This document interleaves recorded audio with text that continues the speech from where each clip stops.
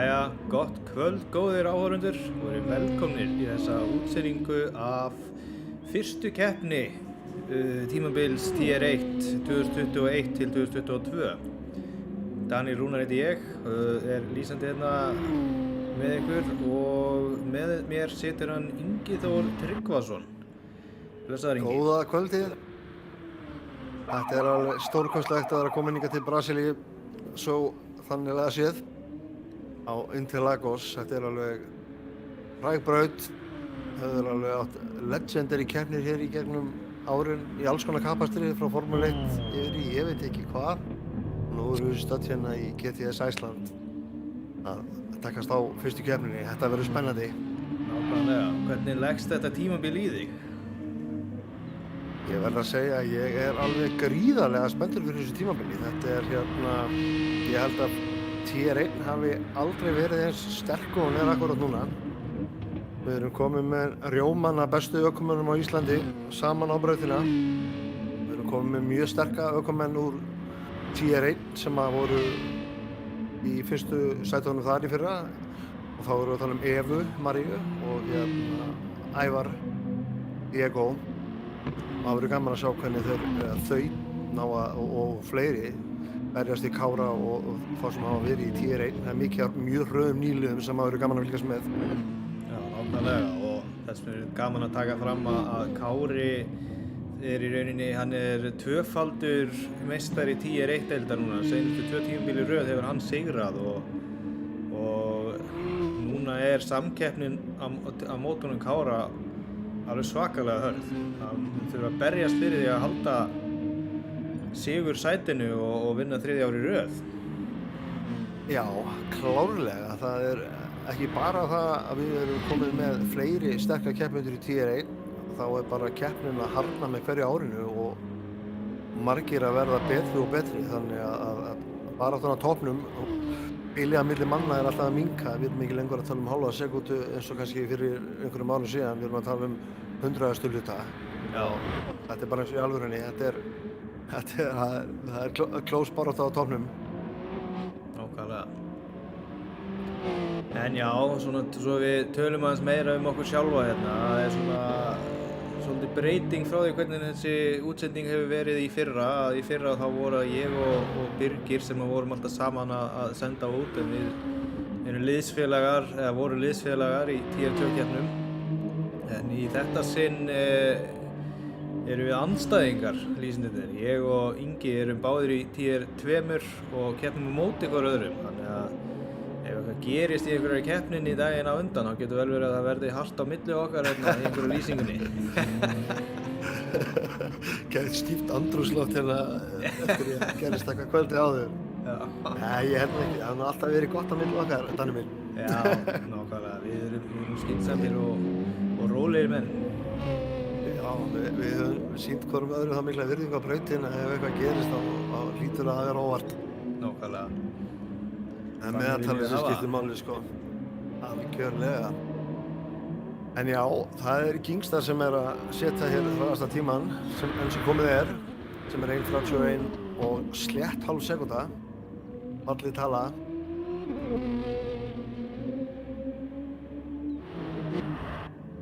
Kingstar er Gunnlaugur Þorsteinsson. Dagt Kingstar er út úr listanum. Nei, Hannes var að setja bara betri tíma. Já, Hannes er einn af sterkustu keppendunum í þessari deild. Það er ekki spurning, hann sigraði nokkra keppnir í fyrra. Eftirminnilegast á Suzuka í Superformúlunni. Já, það var svakalegur sigur. Það var alveg glæsilegur sigur hjá honum og hann er mjög góður á dekkjónum. Og þetta er löng keppni og dekkjaðislega er sinnum 5, þannig að við erum að fara að horfa á pitstop og menn, eftir því sem menn spara dekkin, að þá hérna getur spilað mikið inn í hvernig keppnin endar. Það fari ekki endilega út á fyrsta hring og spæna dekkin í sundur, þá brjóta þau inn svolítið mjúkt, því að þá endastu lengur út keppnina og Hannes er alveg sérstaklega góður í þessu. Já.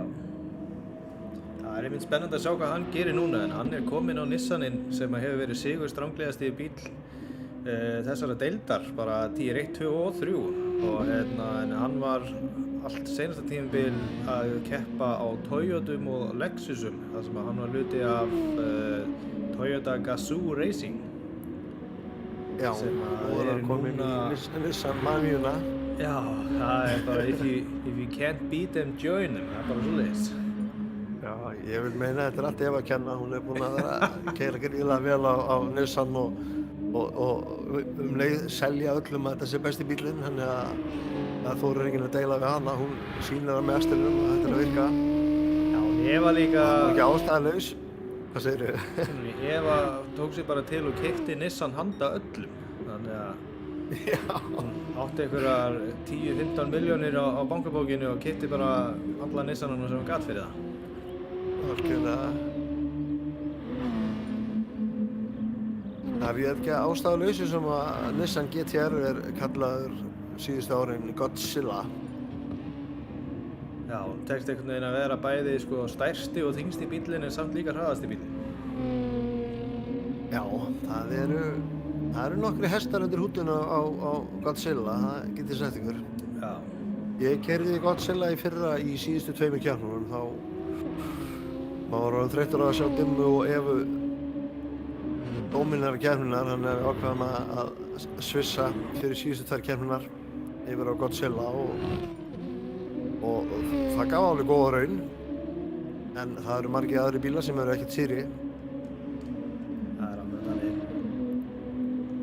Og þetta líka áhugavert, það eru nýjar reglur á þessu tímabili, við erum að tala það að allir keppendur þurfa að nota medium umgang á dekkjum.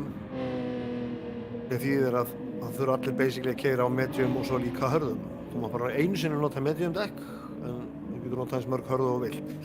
Þannig að þetta verður spennandi að sjá hvað fólk endist á medium dekkjunum og hvort þau eru að fara tvisvar inn í pit eða bara einu sinni.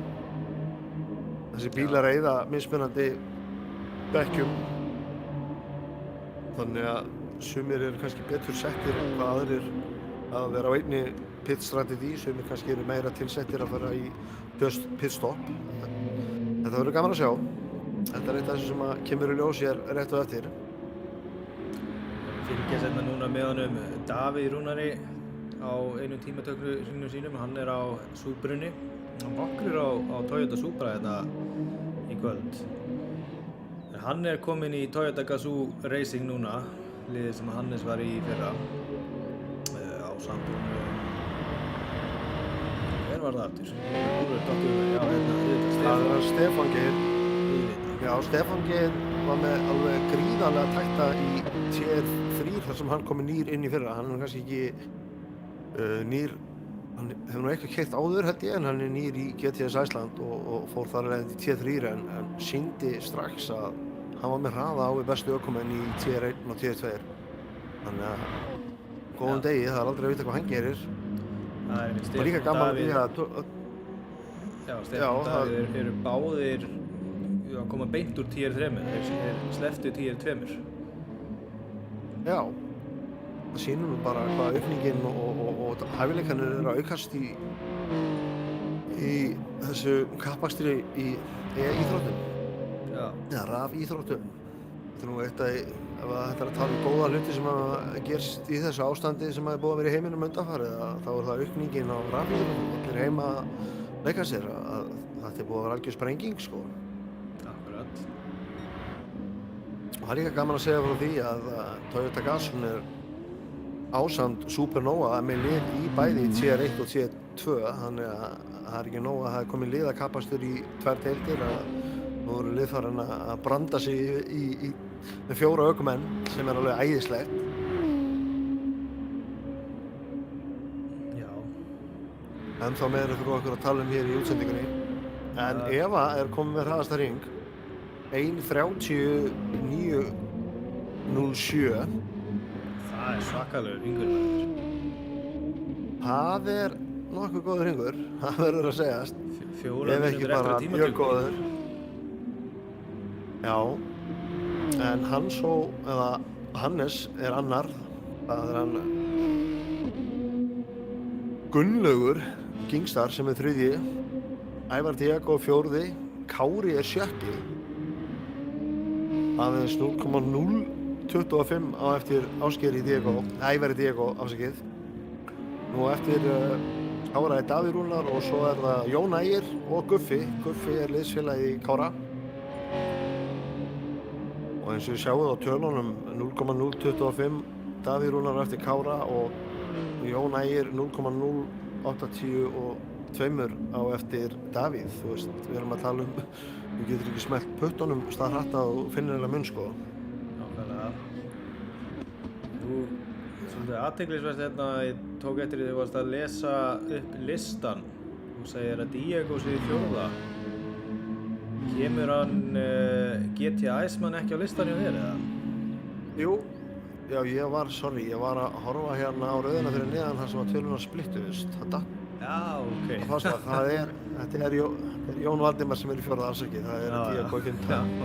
En þetta er að breytast, þið sjáu hérna, Þorsteinn er komin upp fyrir Kára líka, eða ekki? Já, hérna, Kári er býtinn, þannig að hann fer... Nei, hann er já. Kári er í 7. sæti. 7. besta tíma núna. En sjáu líka bara tíman, sko. Ég er komin hérna... Ef að með 10. hluta á Hannes, sem er annar, og Hannes er með 30. hluta á Gunnlaug, 3.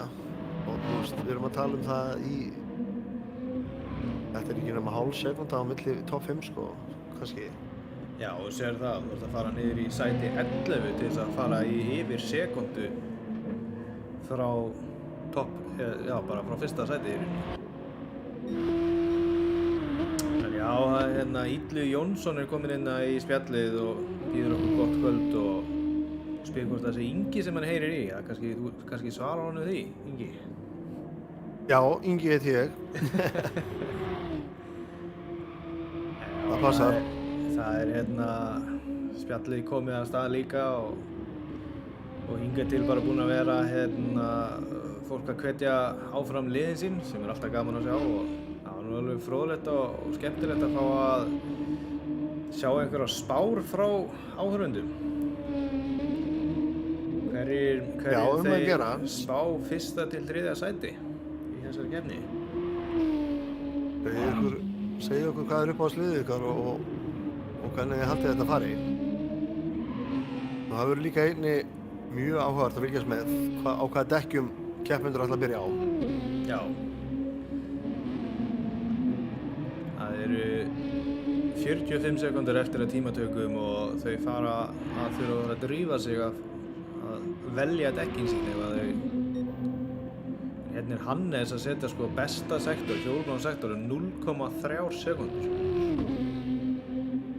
Ef að hann er að ná hérna góðum seinasta endakafla þá er hann að fara að taka hraðasta... Gæti verið að taka þetta, sjá hvað gerist.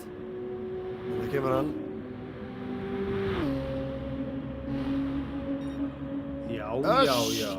1.36.55. Þetta er glæsilegt. Þetta er Team Supernova í 1. og 2. sæti í tímatöku. Hannes 1. og Eva María 2. Kári núverandi Íslandsmeistari situr 8. í töluðum orðum.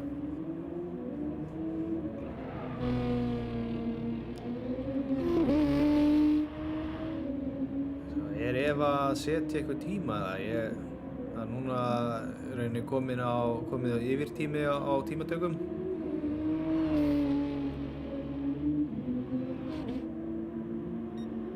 Þannig að það er allir á síðasta hring núna sem að komust yfir línuna áður en að tíminn var búinn. Já, ef það er ekki að setja tíma. Nú er að duga að drepast. Davíð Rúnar er núna kominn í 4. sæti og hann er sko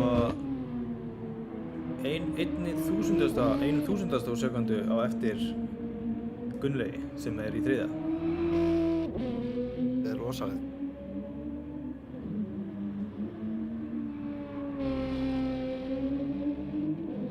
Team Supernova í 1. og 2. sæti og einnig í 1. umferð BR2 í gær. Þar sátu Dimmi og Óttar í 1. og 2. sæti. Þetta er glæsileg byrjun hjá Supernova liðinu, það er ekki hægt að segja annað. Og gríðarlega flott í bílarhæðum, fallegt lífir í hér á ferð.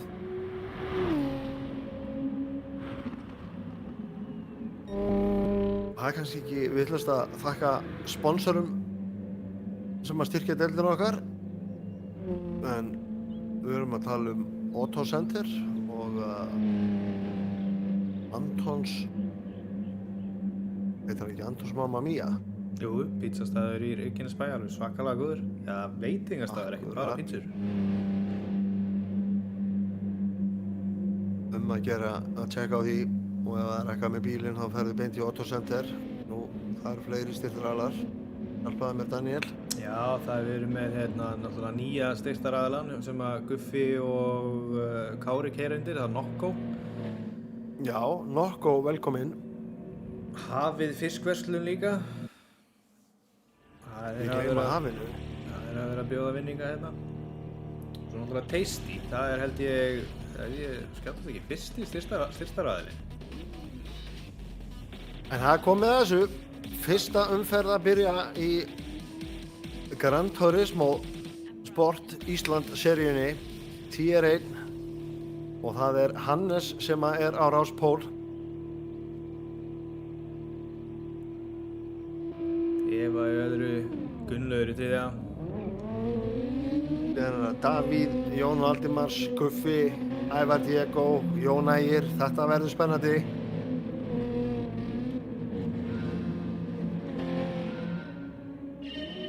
Og þau eru komin að stað. Hvernig fer fyrsta beygjan?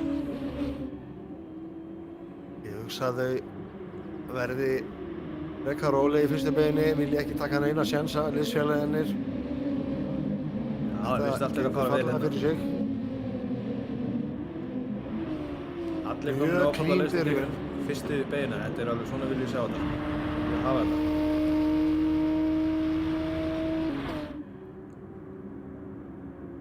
Staða fyrstu manna óbreytt. En Eva hangir aftan í Hannes. Strax búinn að slíta Þetta er sig eflaust að- upp í sekundu á milli Gunnlaugs. Nú er spurning hvort að liðsfélagarnir vinni saman á beiniköflunum, drafti hvort annað. Það er aldrei að vita. Það stefnir í einhver svaka slag hérna í middpakkinu. Bæði Eva og Hannes störpa keppnina á hörðum dekkjum og einnig Gingstar kemur mér pínu á óvart að allir eru á hörðum dekkjum.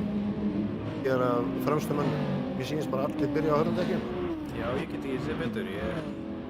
Kári er hins vegar á medium dekkjum í níundasæti. Kári er að medium. Hann þarf að láta þessi medium dekk vinna vel fyrir sínu kaupi, sko. Já, hann gæti hugsanlega í sínu fyrsta stindi unnu upp nokkuð sæti að því hann er vissulega á betri dekkjum og náð nokkrum stöðum og brautinni þannig. En það er mjög algengt að fremstu ökumenn starti á mýkri dekkjunum til að skilja sig að og eigi ekki á hættu að vera yfirtekinn, en þar sem allir eru á harddekkjum þá til hættu að þið á að setja yfirtekinn af ökumennum á harddekkjum. Þetta hefur allt.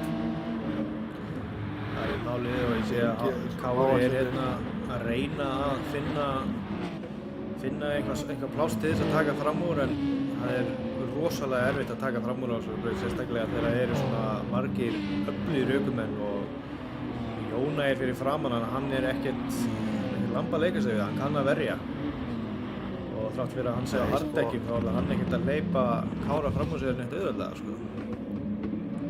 Það er mjög mikið af flæðandi beygjum í þessari braut og það er erfitt að taka fram úr þeim og bestu kaflanir til að taka fram úr eru beinukaflanir á þessari braut og það er akkurat það sem að mjúkudekkin sem Kári er á núna nýtast honum hvað minnst í framúrastrennum.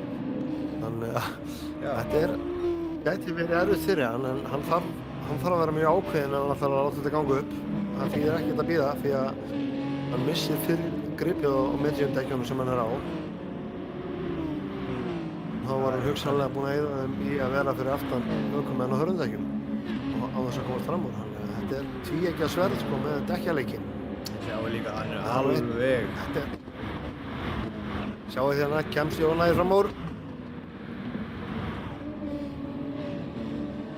Það var... Jón Ægir heldur Fallega stöðunni. Kári er alveg, hann er alveg í raskatinn á hann. Það er bara, það er ekkert svigrúm hann á. Það er pressa, núna ver hann. Jón Ægir, Kári reynir autaverðu. Nær hann þessu. Hlið í hlið, já. Gefa hvorn öðrum, en rétt svona í pláss. Þetta er svakaleg barátta þetta.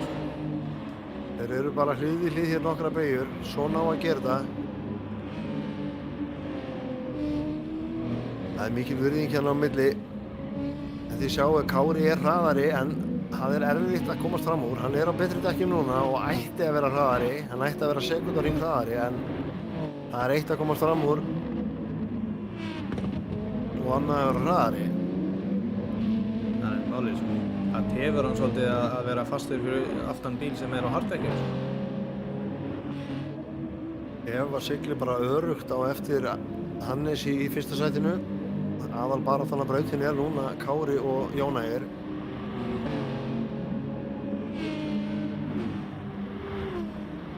Ætlum við sjáum framúrastu núna. Þeir eru að koma inn á beinakalvan. Kári hangir í skottinu og er komin í draft að Jón Ægi. Jón Ægir í Team Bíkó. Kári komið inn í línuna. Já. Þetta var vel gert. Hann náði þessu, já. Þá er spurning bara hversu vel hún gengur að gera athygli eða atlögu að Diego næst. Við sjáum að bílið á milli þeirra er strax að fara niður. Það var rétt sekúnda þegar hann tók fram úr og strax komið undir sekúnduna, þannig að Kári mitt núna að setja fjólubláan fyrsta sektor. Nú væri mjög sniðugt ef að Jón Ægir nær að hanga í Kára og nýta smá draft, reyna að láta hann teika sig aðeins áfram á rauðu dekkjunum. Já. Sú staða sem hann var í áður en að Kári fór fram úr var svolítið að hugsanlega væri hann að tapa tíma við að berjast, þannig að ef ökumaður er mikið hraðari fyrir aftæði þá er stundum betra að reyna bara að fylgja honum heldur en að hægja á ykkur báðum marga hringi til við að reyna að berjast fram og aftur í varnarakstri. Þannig að það er mikið eftir að keppninni, þannig að það er hættulegt að eyða ómiklu púðri í óþarfa baráttur á þessum tímapunkti. En hann er hraður en Kári núna, hann er kominn í skottið á Ævari. Já, hann er strax búinn að vinna niður þessi sekundu og kominn í draftið og ætlar að mæntalega reyna að ná þessu sæti, koma sér ofar núna. Var að enda við að setja hraðasta hring. Já, hann er svona nýbúinn að setja hraðasta hring, en Kári bætti það 31.790.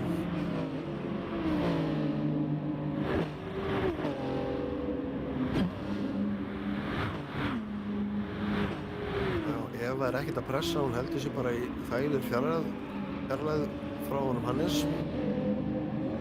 Yngstar er bara svolítið einn að sigla. Jón Valdimars er nálagt Davíð Rúnar.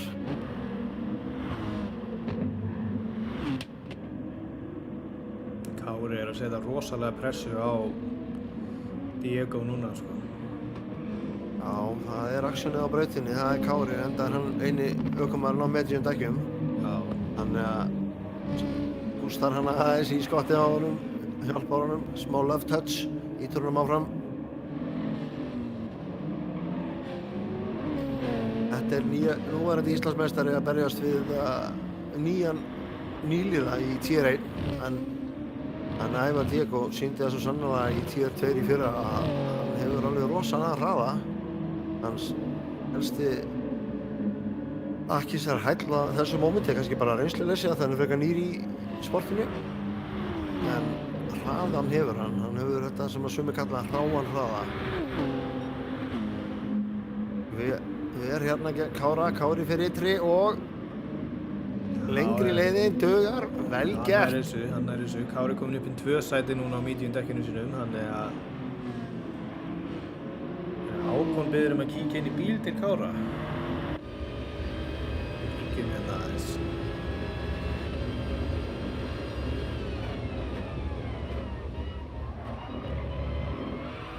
Ævar í skottinu á honum. Líkir honum fast og eftir. Kári í rauninni að verða kominn að hérna Guffa, liðsfélaga sínum.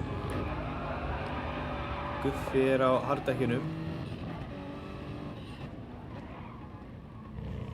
Fyrir nú inn í bílinn einhver, ja.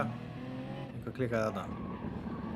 Já, það fallegur bílinn hjá þeim í ár. Þeir eru komnir á nýjan bíl, þeir keyrðu Peugeot í fyrra en eru komnir á Toyota Supra sem alveg mjög skemmtilegt ökutæki. Já, og Nokko liverið hjá þeim alveg gríðarlega flott. Þetta ég fæ svona nett 90s svona feeling þegar ég horfa á litasamsýningu. Þetta alveg æðislegt. Já, þetta minnir mig eitthvað á svona litakombói sem var mjög vinsælt í hérna Grand Theft Auto San Andreas. Nei, ekki San Andreas, heldur Vice City. Það var svona mikið svona Miami feelingur og blátt gult og bleikt. Ævar að reyna að svara í sömu mynd, reynir utan á Kára, nákvæmlega sömu línu og Kári tók fram á ráðan, tókst ekki alveg en hann var nálægt í. Þetta var mikið. Það var heiðarleg tilraun. Góð tilraun, sko. Við sjáum líka hvað dekkin hjá Kára eru orðin slitin miðað við hinna, sko. Já, hann er að detta svona á seinni hluta dekkjana. Getur keyrt nokkuð góða hringi alveg upp í 8. Æ, fara þarna. Heppinn að fá ekki skemmta á bílinn, maður. Já, það er eiginlega furða hvað hann misti lítinn tíma á þessu. Já, það misti samt Jónægir fram á sér. Já, það tók smá toll, en slapp furðu vel meðal við hvað þetta leit út fyrir að vera stefni í. Já, gott save hjá honum. Algjörlega. Guffi með sekt á sér og liðsfélaga á hælunum. Jón Valdimars pressar Gunnlaug og það sama dagan með Supernova liðið, þau sigla bara hér fremst og halda bílinn nokkuð jöfnu. Kári að taka fram úr Guffa hérna.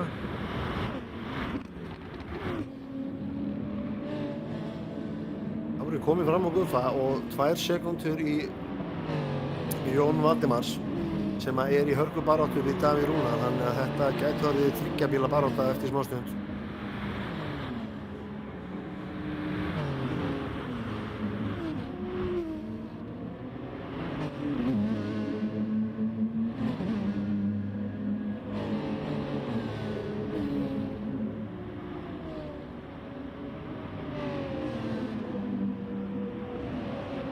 Hérna 2 bílar sem eru í baráttu 4. sætið og síðan eru fyrir aftan þá 3 bílar sem eru í baráttu 5. sætið og það er að fara í pit Kári, Guffi og Jónægir. Já, það er spurning. Við erum á 8. hringi, hugsi að Kári reynir nú að endast einhverja 12 til 15 hringi á miðjumdekkjunum.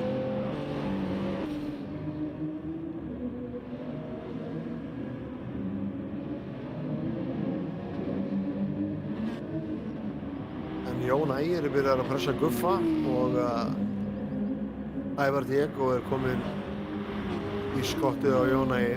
Já, hann er alveg búinn að ná upp aftur þessum tíma sem hann tapaði með missa stjórn áðan. Já, Bjarnar þarf að kíka inn á Jónægir og Jónægir kíka inn á Guffa. Þeir eru allt að gerast. Kári þar rétt á undan. Það er ekki langt á milli manna hér á tónum. Eða segja í miðjunni. Jónægir var hann að blikka Guffa hérna, segja hann að færa sig. Guffi í varnaræstri. Sjáu þið, Jón kíkar undir sker, reynir að kíka utan og innan á Á sama tíma er hann að verjast Ævari. Þetta er erfitt að sækja og verjast á sama tíma. Þetta er hörku bara það hérna. Já. Það er svolítið vítt hann Ævar kemur aftur og sker allir á 3 mismunandi bílum. Guffi er á Toyota Supra og Jón Ægir er á Peugeot og síðan er hann Ævar á Nissan. Þeir hafa allir mismunandi eiginleika, þessi bílar.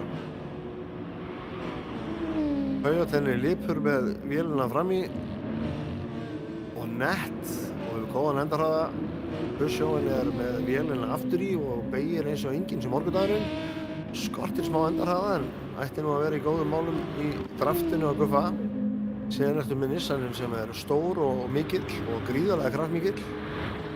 Eins og tank á kapasitetsdekkjum. Já. Nissanin er rosalegur sko. Ef maður nær tökum á honum þá er nánast ekkert sem stoppar mann sko. Sjáðu leiðu þið komið í Senna S-in hérna sem það eru að koma út úr þá sést hvað er gott að vera með vélina aftur í því að Alveg hlið, hann svíður vel í gernum einar. Nei, hvað var að gerast þarna? Hérna, það er svo seint. Já, það sem ég ætla að segja er að Jón Ægir er hraðar í beyjunum Já. en Guffi er hraðar á beinuköflunum. Ég missir í kjölfarið Þorsteinn fram úr sér. Það var Þorsteinn kominn upp í 9. sæti á Aston Martin. Herðu, hvað er að gera senna? Er hann að ná fram úr? Ég sýnist það. Jón Ægir er kominn fram úr Guffa. Guffi augljóslega með penalty þar sem bíllinn er alltaf að breytast í drauga á til. Það er margt búið að gera sér á einu hring. Ævar Diego er horfinn.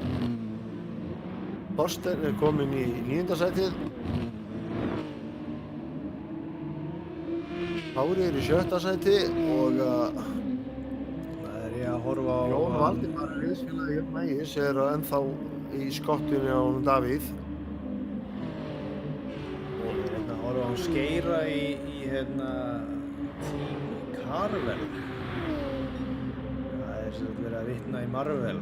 Sjáum að hann er á Deadpool bílnum hérna og já, hann í liði er einmitt hann Ævar Diego sem er fyrir framan hann og hann er á Punisher bílnum. Akkurat, þetta er skemmtilegt. Carvel, gott tvist.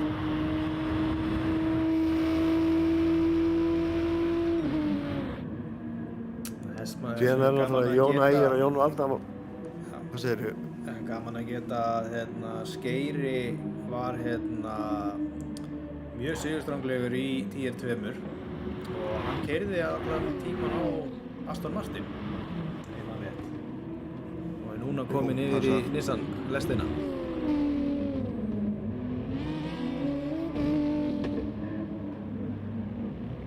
Það verður sem eina baráttan á brautinni sé 4. sætið. Það er Jón Ægir, Jón Valdimars og Davíð Rúnar.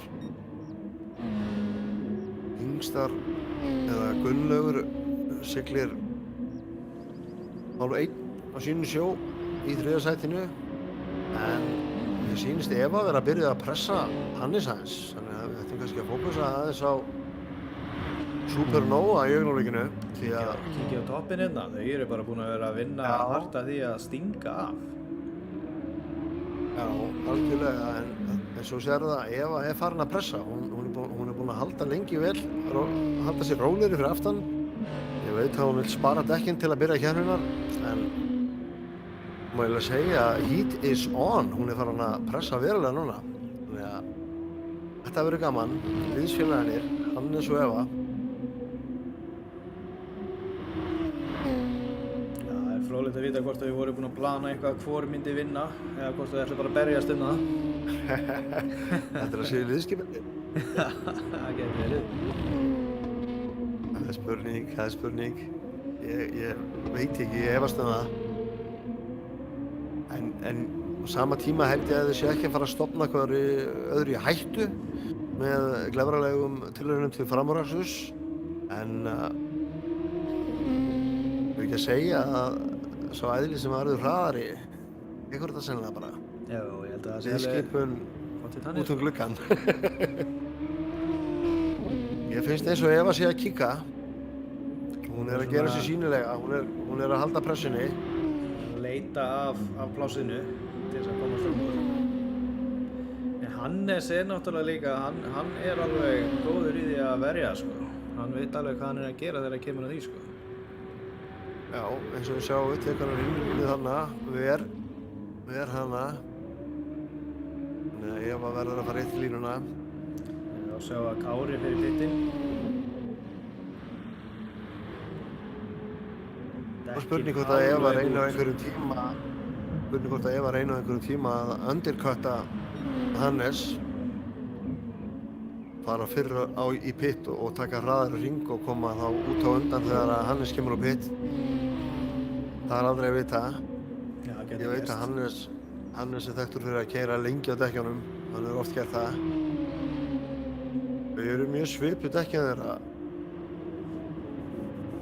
Þau eru það, sko. Hannes er náttúrulega rosalega flinkur í að viðhalda dekkinu hjá sér. Og og bensínu líka, sko. Þannig að það er alveg mjög sniðugt hjá þeim að hafa hann fyrir framann, sem að hann veit alveg, já, hann passar betur upp á þetta. Maður hefur séð það alveg bæði á æfingum og í keppnum að hann fer aðeins betur með dekk og bensín heldur en Eva gerir. Þannig að hafa hann fyrir framann þá eru að ná að jafna þetta svolítið vel út. Já, ef hann er að spara bensín með að keyra í draftinu, sjáu þið, það er spurning hvort hann ætlar að reyna núna, kíkar upp á hliðina á honum, þá er það góður í útkeyslu, Komið inn í hliðina. það er vissulega ekki í draftinu. Þetta er tilraun, já, Eva komið fram úr, Komin í fyrsta það er sæti. vel gert.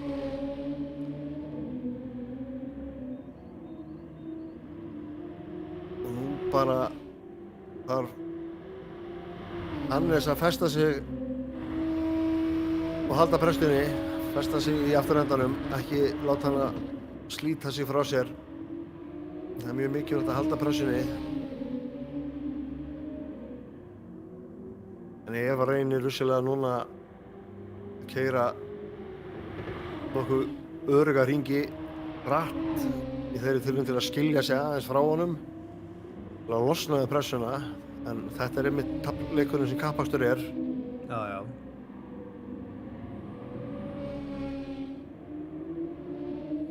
Og svo sjáum við hérna að Gunnlaugur er svona einn í þriðja sæti og eitthvað rosalega lítið að gerast í kringum hann. 6 sekundur í Hannes og 2,3 í Davíð Rúnar. Þannig að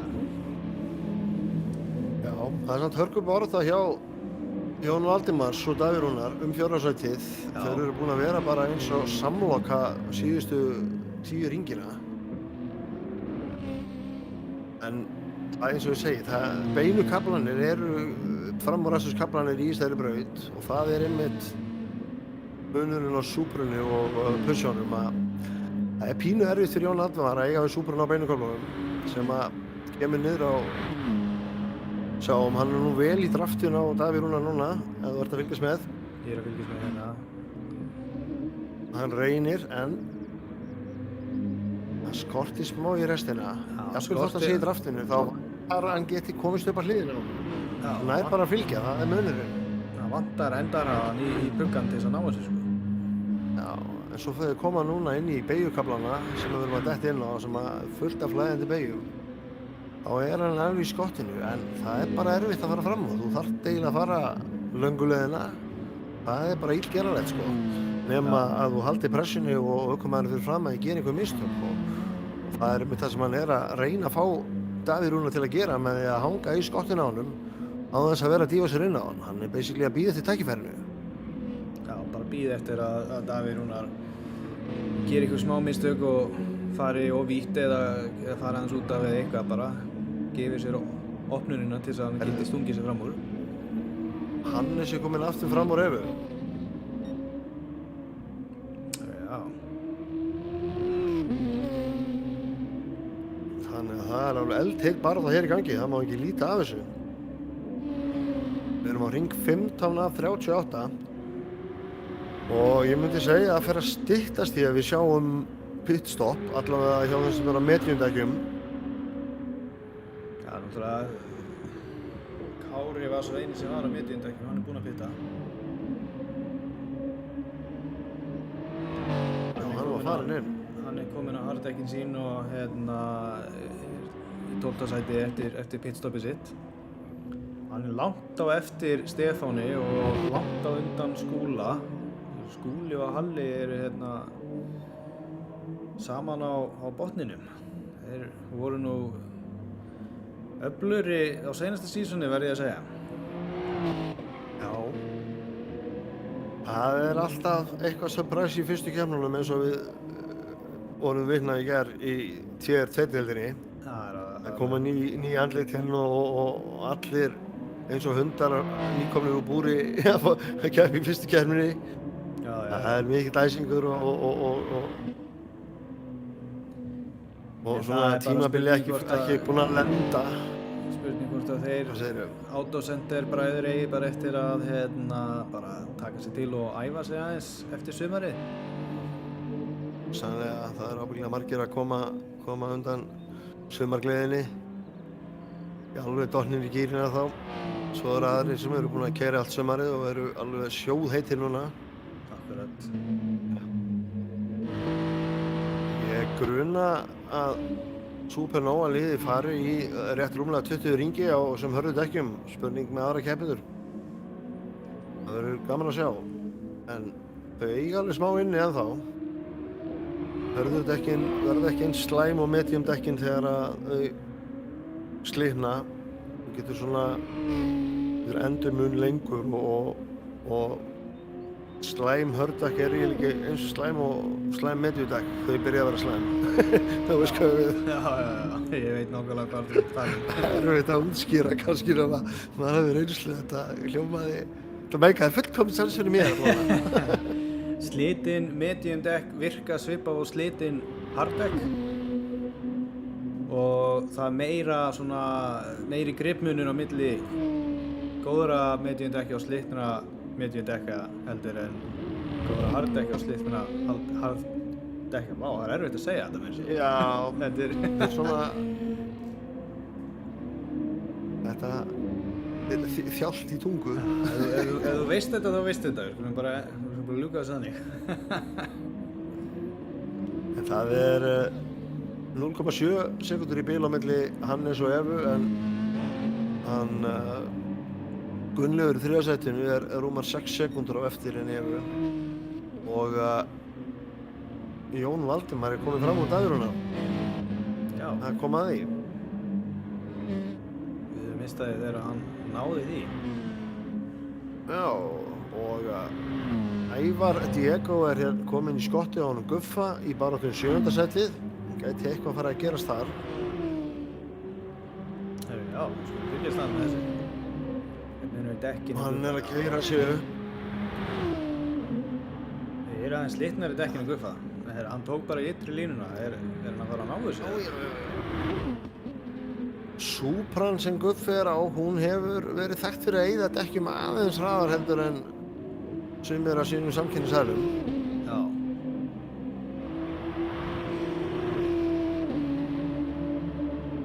Og þú getur alltaf treyst á hraða þegar Ævar Diego er annars vegar. Hann er oftast að berjast ofarlega eða vinna sig upp einhvers staðar. Já. Og hann er hér alveg eins og skugginn á eftir honum Guffa. Reynir í ytri línu, sjáum hvort honum tekst það. Guffi er farin að berjast í dekkin eins og við sjáum. Þegar hann er farin að skrikka hans bílinn hjá Guffa. Hann er búinn að ná þessu, hann Diego. Já, vel Það er gert. innri línunni hér og nær fram úr Guffa þá.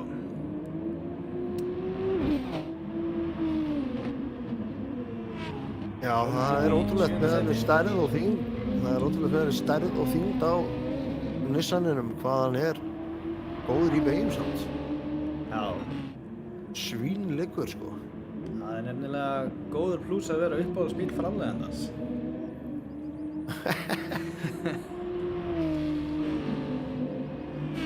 Já, svo segja þér.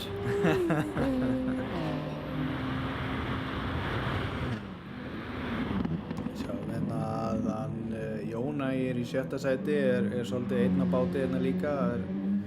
Langt í næsta fyrir framann og langt í næsta fyrir aftan líka. Hann er svona svipaður og 3. sætið hjá honum Gunnlaugi. Þar sem að það er mjög einmannalegt.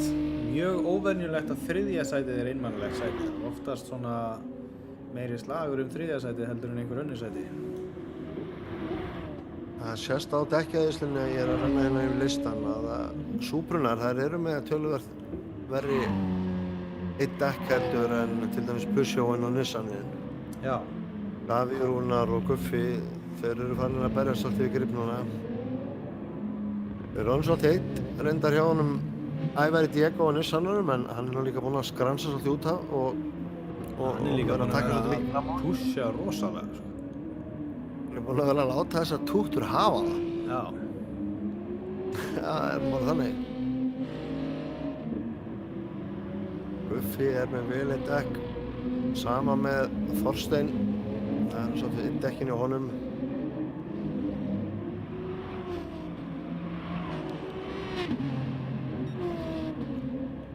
Kári situr í 12. sæti, búinn að fara í pitt, komið á hörndekkum og er í góðum málum, en hann er 40 sekúndur eftir 1. sætinu, þannig að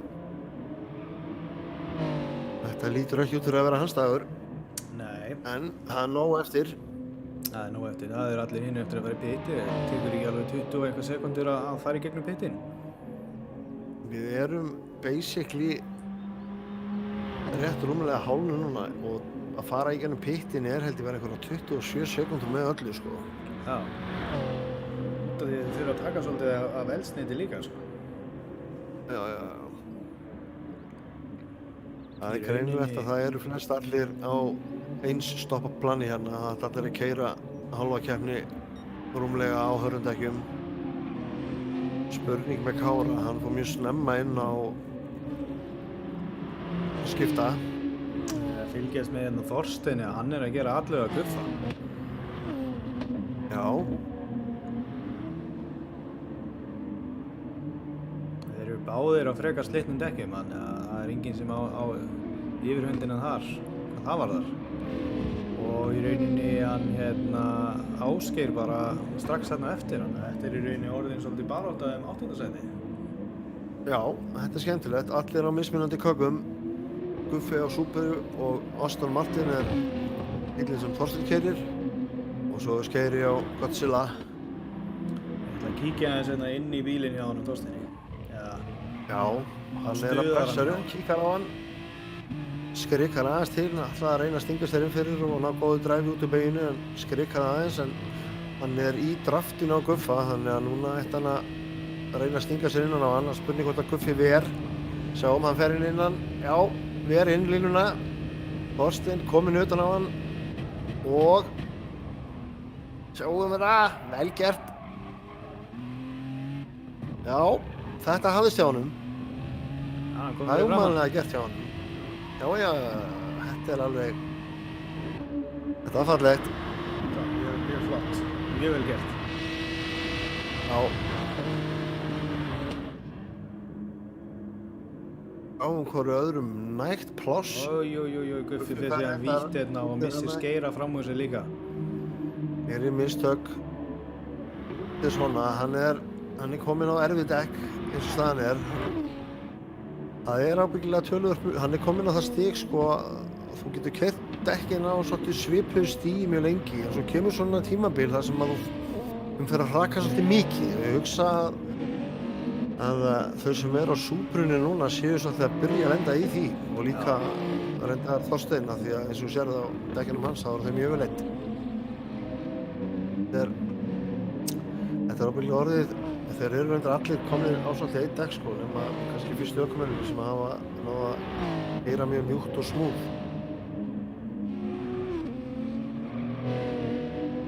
En það hlýtur að fara að detta í pitt ástand hjá mörgum núna. Og svo verður spennandi að koma allir út á medium dekkjum sem þýðir að þeir eru að fara að keyra svolítið hraðar. Þeir eru bæði á léttari bílum og betri dekkjum þannig að það er nættilega aukast góða sekundu 2. Já, það verður fróðlegt að sjá hver hraðasti hringur verður eftir pitstop. Kári á hraðasta hring enn sem komið enda fór hann á medium dekk en hans hringir náttúrulega með miklu meira bensíni heldur en þau sem að fara að taka tíma á nýjum medium dekkjum eftir. Þeir verða með miklu minna bensín heldur en Kári þannig að ég eftir að sjá miklu betri tíma heldur en Kári með núna en nú er þetta tími 1:31 790 Það alveg rúmri sekundu hægara heldur en besti tími var í tímatökum. Já, þetta er vel hægari heldur en hraðasti tími Dimma í TR2 í gær. Já.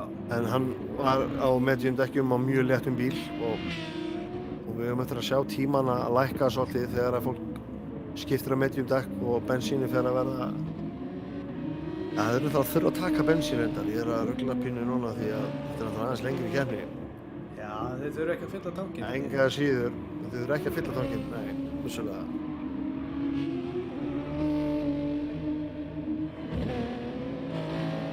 En þetta fer að gerast, það eru sumir komnir á rautt ljós á bensíni. Já, ég sé að hérna Jón Valdimars er kominn í pitinn, hann er fyrstur til að fara í pitinn af þeim sem er á harddekkjum. Hann á lítið eftir að bensíni. Stefán fer í pitinn líka. Hann eyðir ágætlega bensíninu, hann er góður á dekkjunum. Það Kári upp aftur sæti núna þegar hinir eru farnir að pitta. En hann þarf síðan að halda öllum fyrir aftan sig á meðan hann er á harddekkjum.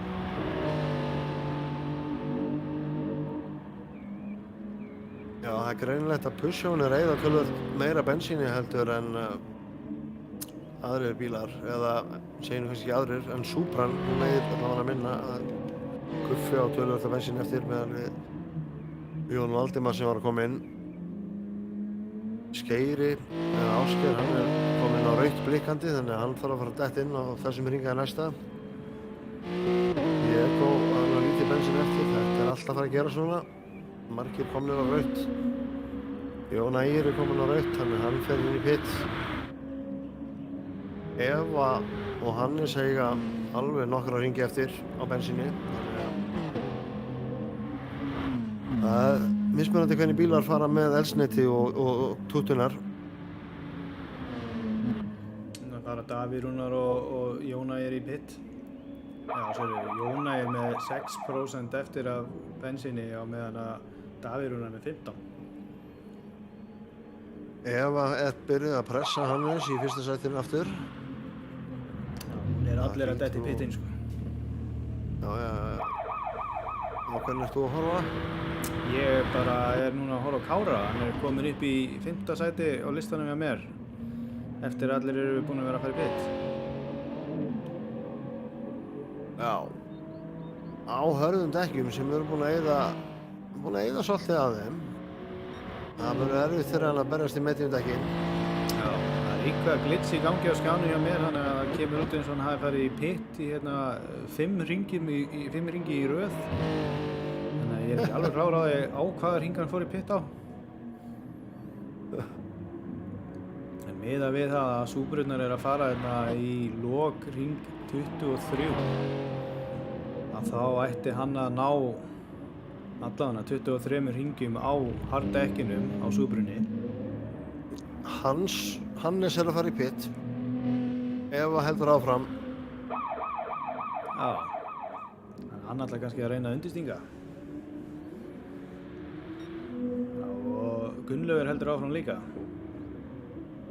En sko þau eru það nálægt að það er alveg spurning hvort að það tekst sko. Hann er töluvert hraðari á medium dekkjum heldur en hörðum. Þannig að núna hefur hann 1 hring á medium dekkjum til að vinna upp að litla bíl sem var á milli hans og Evu. Hann ætti að koma út á undan. Hann var 0,3 sekúndum eða minna þegar hann fer inn í pitt á undan henni. Þannig að þegar hún fer inn í pitt, þá er líklegt að hann verði ennþá á undan, en umferð og fleira getur spilað inn í. Það er einhver að koma núna hérna. Já, Stund kemur á eftir Hannesi. Þorsteinn á slitnum dekkjum og á gufunum hérna. Hannes þau eru vildi alveg ekki alltaf lenda farin, inn í einustu umferð, sko. Mér þykir Þorsteinn vera að tefla tæft á dekkjum á bensinni. Já, hann er að gera það. Það er allt rauðglóðandi hjá honum.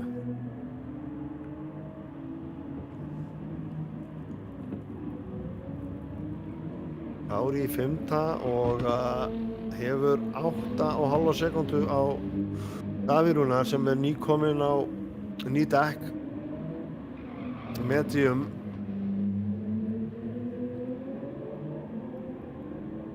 Eva er í 8 sekúndur á Gunnlaug sem er farin í pit núna.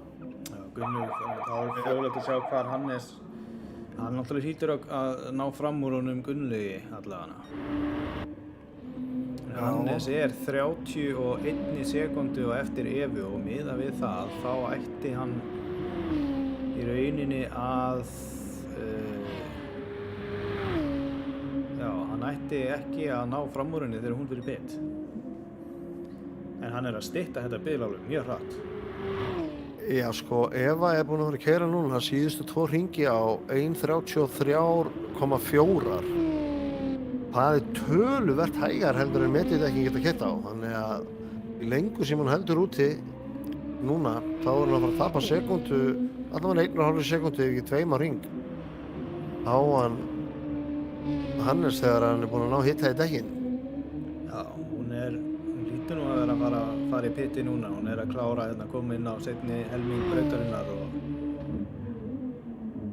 hún hlýtur nú að fara að koma sér í piti.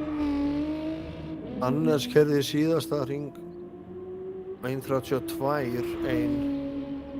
Það er alveg 1,3 sekúndur hraðar heldur en Eva er að keyra á.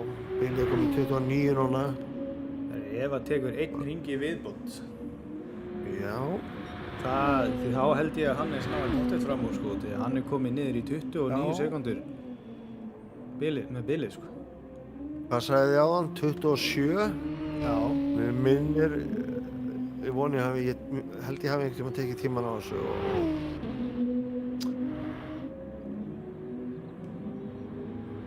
En Eva þarf náttúrulega ekki að vera alveg eins lengi í pitinum eins og Hannes þurfti þar sem hún þarf ekki að taka eins mikið bensín. Já, hún gæti spara sekúndu til 2 á því, sko. Já, hérna sjáum við að Hannes var að setja besta hringa 1:30,994. Já, það er nú aldrei meir en 1 sekúnda samt, sko. Já, Hannes með hraðasta hring, komin undir 1:31. Já. Það er 2 sekúndum, 1,5 rúmri. Þannig að það er heldur en Eva er að keyra núna. Og bilið núna... Bilið komið í 28. Já, það er að vera komið niður í 27 sekúndunar. Þetta verður spennandi. Hún hlýtur að fara inn núna. Já, hlýtur að vera.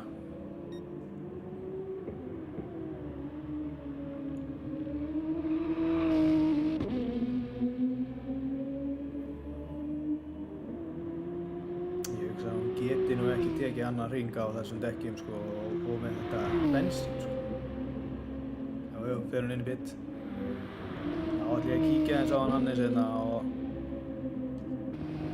inn í bílinn til hans. Fylgjumst með þessu, Eva komin í pit. Hannes er að detta inn á beinakaflan. 26 sekúndur á milli. Bíl í vinkar vissulega núna, Eva stopp í pitinum. Dugar það. Ég grunna það. Já, ég held að En það kemur í ljós. Jæja.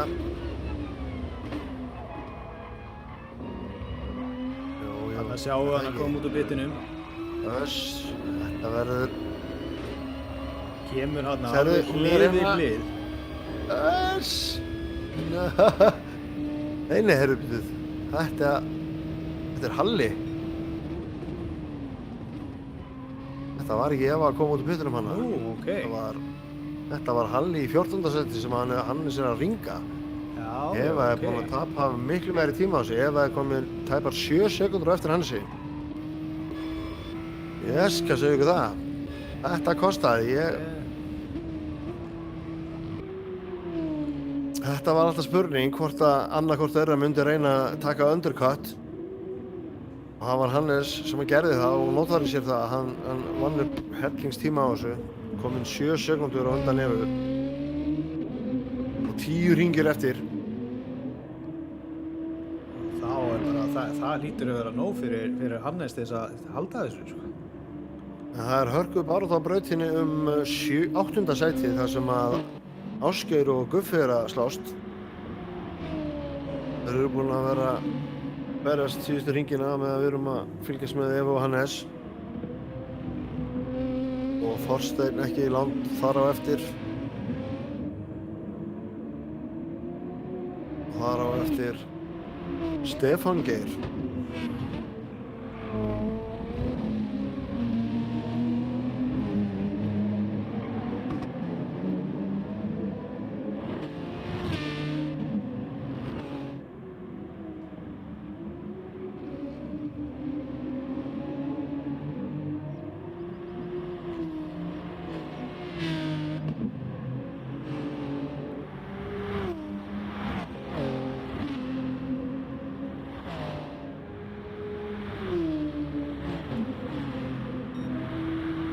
Mér sýnist þessi pitt áætlun og hjá Kára ekki búin að vera að ganga upp.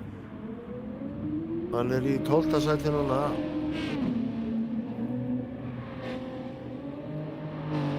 Hann er búinn að fara í pittin aftur. Akkurat, það var það sem ég er að hugsa. Hann er á glænýjum tútum, búinn að bæta smá bensín í, þannig að byrjar á medium og tekur 2 stopp. Fær mann til að hugsa hvort að hann hafi í rauninni ekki ætlað að byrja á medium. Það sem möguleikinn að lendi í því sama og ég lendi fyrir keppnina. Hugsanlega. Þetta er, menn byrja yfirleitt ekki á medium dekkjum ef menn eru aftarlega. Það er yfirleitt fremstu ökumenn sem byrja á medium. Ef menn eru í miðri þögunni eða aftarlega þá vilja menn spara fyrstu hringina þar sem menn eru að berjast og eru kannski hægari heldur en þegar líður á keppnina. Vilja þær oft nota hörðu dekkin í það til að eiga medium dekkin inni. Þannig að þetta vekur spurningar hvort þetta hafi verið áætlunin eða hvort það hafi breyst eitthvað hjá honum. En Íslandsmeistarinn frá því fyrra í 12. sæti, þetta er... Nei. Þetta kemur pínu ávart. Þarna var ég að horfa á Guffa fara aðeins út í kant, missið stjórn, slætar á Þorsteinn sem að missið síðan líka stjórn og stendur á að slæta á Guffa, en það virðist allir hafa sloppið við skemmdir. Þetta var rosalegt. Sjá hvort ég næ ekki hérna replayinu. Það er replay. Það væri næs. Nei, ég næði miður ekki replayinu, náði bara eftir kostum. Ég var seinna að fatta að fara í replayið.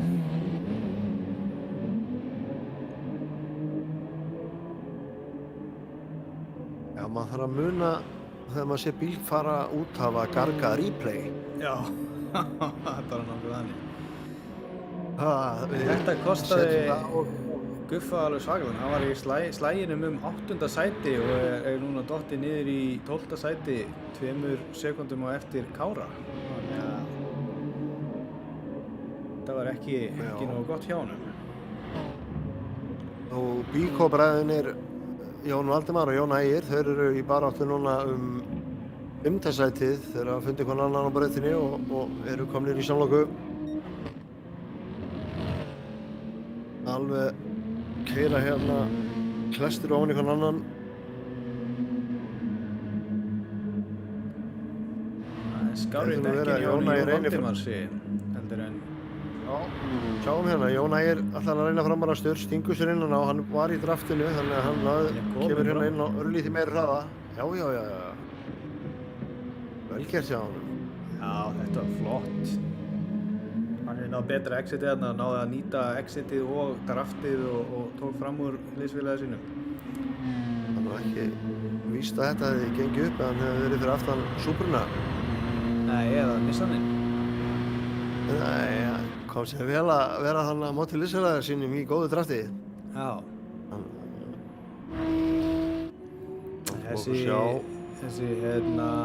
Þetta samstuð á milli Guffa og hans Þorsteins áðan, það gaf honum Skeira smá forskot á þeim, en hann var með þeim í baráttunni 8. sæti en er núna með svolítið örugt bil.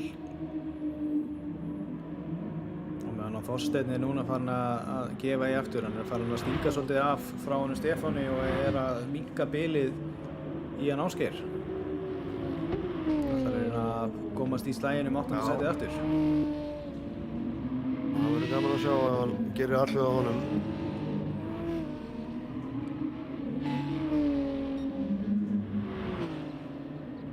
Nú bílið á milli Hannes og Evu virðist haldast, það stendur í 7 sekúndum. Er að dansaður ykkur megin við 7 sekúndunar, 6,9 núna.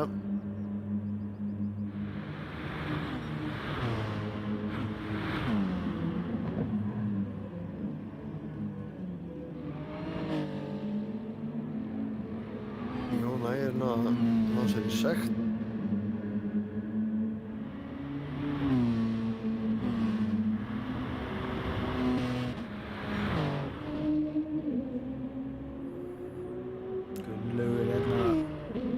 Heldur áfram í sínu einmannalega 3. sæti. Já, hann er búinn að vera svolítið Lone Ranger í þessari keppni. Það hefur enginn verið að pressa hann og hann hefur ekki náð að pressa forystusauðina, en hann hefur algjörlega fundið sinn stað sem er 3. sætið. Já, það er bara búið að vera mjög gott reis hjá honum þó að hafi ekki verið inn í bardagar, þá er hann búinn að halda sér á sínu striki allan tíman og halda sínu sæti mjög sannfærandi.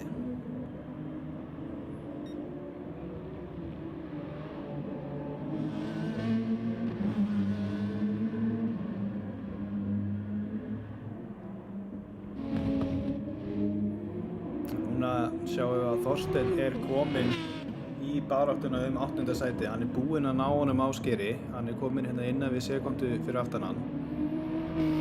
Hann bara byrjaði að pressa. Hann er byrjaður að pressa. En það fer líka hver að verða seinastur núna, vegna þess að það er ekki margir hringir eftir. Það eru 6 hringir eftir þegar þeir eru búin að fara yfir endalínuna.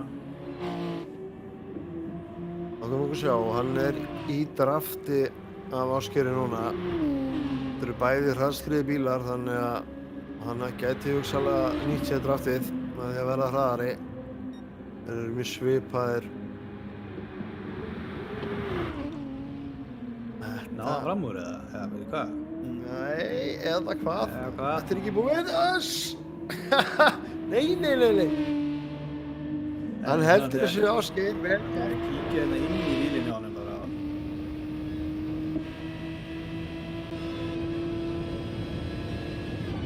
Hann hérna reynir auðvitaðverðu og sker innan á, kominn innan á núna. Byrjaði fyrir utanna og tók svo undir skurð á hann. En hann er ytri núna þegar við komum inn í löngubeina, þannig að hann þarf að fara svolítið hraðar en hann þarf að ná að fara ytri leiðina. Þetta er rosalegt.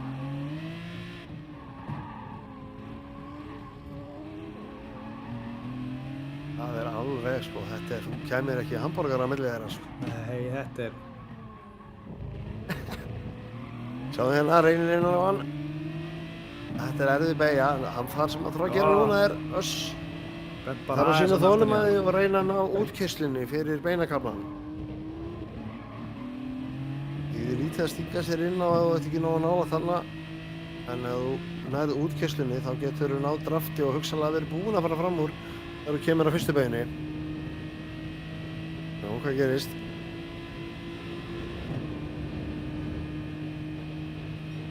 Ver að Ásgeir.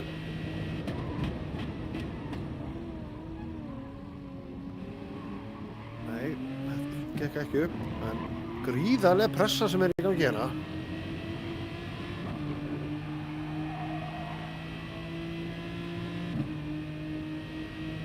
Það stöðugt að vera að kíkja í speilinn og vita hvar Þorsteinn er staðsettur á brautinni. Sjáu þið hérna upp á varnarlínu og færir sér svo aðeins tilbaka. Þetta er svakalegur slagur hérna. Þetta er rosalegt. Spurning hvort Þorsteinn sé að vinna í því að setja hann upp. Smá snerting. Komum fram úr.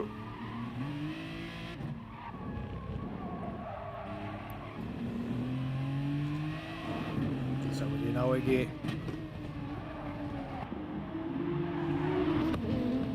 Það verður þarna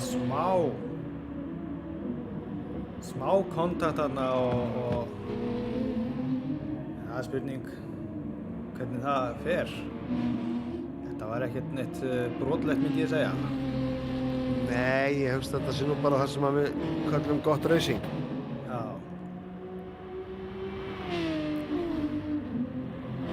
Það er hugsanlegt að hann hafi gert smá mistök hana og orðið til þess að Þorsteinn reyndi aðra línu sem að oft gerist, þá nuttast smá en ekkert alvarlegt. Þetta var vel gert við honum. Já, þetta var flott og hann er núna að lengja bilið mjög sannfærandi. Hann er alveg verið búinn að missa skeiða úr draftinu.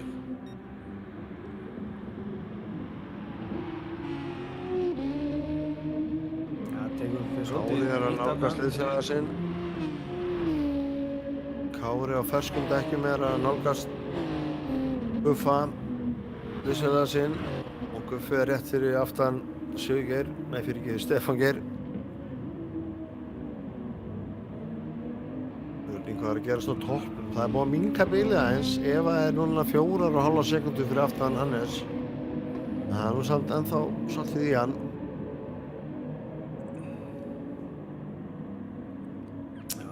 Það lítur út fyrir að það verða hérna slagur 10. sætið á milli Súbrana. Kári, Guffi og Stefán. Og það er alveg klárt. Þeir eru á minnst 1 dekkjunum hana. Stefán er á mjög 1 medium dekkjum. Guffi líka. Kári er á nánast 9 hörðum. Gott sem. Hann keyrir nokkur ringjaðum. Að sjá hérna ábendingu frá chatinu að Eva er búin að taka hraðasta ring. Já.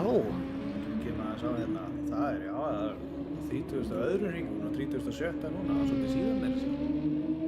Já, við erum bara, það er bara svo mikið að gera sérna að maður bara... Það er ágætt að chatið pikki í okkur annars lagið. Jú, það er fínt. Er chatið með einhverjar spár í gangi? Það var ein spá hérna áðan sem að var, ég man ekki alveg hver það var, en spáði Hannes, Eva og Gulli sem að er bara eins og þetta er að enda síns við. Við erum að minnka. Þau eru að byrja núna næst seinasta hringinn. Eva er komin á ljósið. Þannig að það gæti verið, ef hún tók ekki nóg bensín í pittinum áðan, að hún þurfi að fara að spara í seinasta hring. Það gæti verið. Hún er vissulega á aðeins betri dekkjum, þannig að hún fór seinna í pitt, en bæði dekkin eru komin fram yfir sitt besta, þannig að það er ekki svo mikil munur. En þetta er spurning með bensíni. Hún er alveg rosalega núna, sko. Hún er á léttari bíl, aðeins betri dekkjum og er að taka hérna alveg sekúndu á hring núna. Hún er komin í 2,5 sekúndu eftir Hannes. Það er ekki langt síðan að við vorum að tala um 7 sekúndur, 4,5 og nú er þetta orðið rétt rúmar 2. En spurning hvort þetta sé ekki full seint í skottið á Hannes gripið. Já, það er spurning. Og spurning hvort hún hafi nóg bensín á tanknum til þess að halda áfram þessari pressu. Já, það er spurning. Hún gæti átt rétt svo einn hring eftir inni. Það er spurning, sko. Hún er ennþá að keyra. Hún virðist ekki vera að spara bensínu neinu leyti. Nei, ég hugsa á þessu stíi að þá ég nái nú alveg 1 hringi í viðbót, sko. Með þetta mikið afsnið eftir. Þetta verðist, hún kemur í marka á síðustu gufunum, hugsanlega.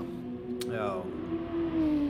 2 sekúndur, þetta er svolítið mikið, þetta er 1 hringur eftir. Þetta lítur helvítið vel út fyrir Hannes. Já, þetta lítur vel út. Eva virðist ekki vera að ná að minnka bilið nógu hratt. Nei, þetta voru dýrkeyptir hringir sem hún tók á hörðu dekkjunum á meðan Hannes fór inn og skipti á medium því að hann var bara miklu hraðari í einhverja 3 hringi þar á eftir. Já. Og það bilið sem að hún búin að vera að reyna að vinna upp, sko. Það hefur sennilega orðið þetta hafa kostað hann að sigurinn, en við vitum það náttúrulega aldrei. Já, við En sjáum svona er það staðan. að ef hún hefði kannski 1 til 2 hringi í viðbóta þá hefði hún verið í töluvert betri stöðu núna, sko. Komin með undir 2 sekúndna bil í Hannes. Þetta er bara 1,5 sekúnda hérna fyrir síðustu beygina. Þetta er 1 sekúnda. sekúnda. Öss! Nær hún drafti hérna? Er þetta mögulegt? Erum við að... Hvað erum við að... Við sjá þetta farin á beina gafla. Hún er í draftinu. Oh my god! Hvað er að gerast þetta? 0,4 0,3 0,2 Hvað er að frétta hérna? Nei! Wow! 0,1 á milli. Þvílíkur endi. Ekki orð. Þvílíkur akstur. Og hún er orðin bensínlaus núna bara. Já, Mælinu tómur. Vá! Þetta var rosalegt. Kíkjum hérna á Hálma Gunnlaug koma inn í marki á 3. sætinu sínu. Davíð Rúnar í 4. sæti. Kemur í Vel gert. Strax á eftir honum koma Bíkó-bræður, Jón Ægir og Jón Valdimars, 5. og 7. Diego kemur hérna inn í 7. sæti. Vá, þetta var rosalegur endir, maður. Það var í rauninni ekkert búið að vera að gerast á toppnum og það myndi bara seinustu sekundu, sko. Það bara... Ég ætti ekki vona á þessu, sko, bara þetta var ekkert að fara að gerast fyrir 3 beigjum síðan, svo bara byrju, what? Var þetta eitthvað að tímtrykka? Komnir í mark hérna, Kári kemur hérna í mark á 10. sæti og Kuffi liðsveinar hans strax á eftir. Stefán hérna í 11. sæti og... Nei, Guffi missir Stefán fram á sér, hann var að taka sekt af sér. Já, heyrðu, já, það var sektin sem að... Jeskast, þetta var rosalegt. Vá. Þetta var... Svona vil ég hafa þetta, sko. Hendum ég hérna save replay á þetta. En þetta var frábært, bara óskum hérna Supernova til hamingju með sigurinn. Hannes í 1. sæti og Eva í 2. sæti og já, þau voru eiginlega bæði í 1. sæti, sko. Þetta var svo nálægt. Þetta var rosalegt. Ótrúlega vel gert hjá Supernova í Tier 1 og Tier 2. Flott starta á tímabilinu. Fullkomið, fullt hús stiga. Hraðasti hringur, 1. og 2. sæti á pól, 1. og 2. sæti í keppni. Hvað viltu meira? Það er ekki hægt, það er ekki búið, það er ekki hægt að gera betur. Það er nákvæmlega þannig. Læsilegt. Kemur líka á óvart Kári í 10. sæti, ég verð að segja, það kemur svolítið á óvart. Já, það gerir það. Það gerir það vissulega. Hann var mjög, hann var bara eins og ég talaði í byrjun, hann sigraði seinustu 2 tímabil í Tier 1. Já. Þetta er sko, ég held að við höfum orðið vitni af stærsta gallanum við Supruna. Það er dekkjaæðisla. Hraður bíl, en dekkjaæðisla, hún er kannski ekki sterkasta liðin, hann er að það getur verið hugsanlega bara sumar brautir sem henda betur, en þetta var ekki dagurinn. En enga síður, ég menna, Daniel Subruni stóð sig glæsilega líka. Davíð. Það er spurning hvort það hafi verið viljandi með að byrja keppnina á medium með Kára. Þetta skilur eftir spurningar og skilur eftir spennu fyrir næstu keppni sem verður á Suzuka. Já, það er svona svolítið öðruvísi braut, sko, það er miklu hraðari braut. Það er svona meiri endarhraði, meina ég. En það er held ég komin tími til þess að ljúka þessari útsendingu.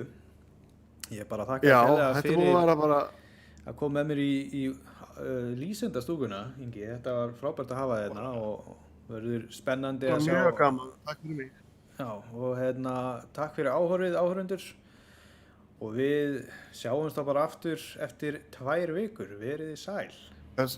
Kannski bara eitt að lokum að benda fólk á gtsiceland.is og GTS Iceland á Facebook ef þið hafið áhuga á því sem þið eru að horfa og viljið taka þátt og takk Stöð Sport fyrir að sýna þetta. Nákvæmlega. Það er að vísu gtsiceland.com. Meina það. En herru, við segjum þetta gott hér. Takk hérlega fyrir.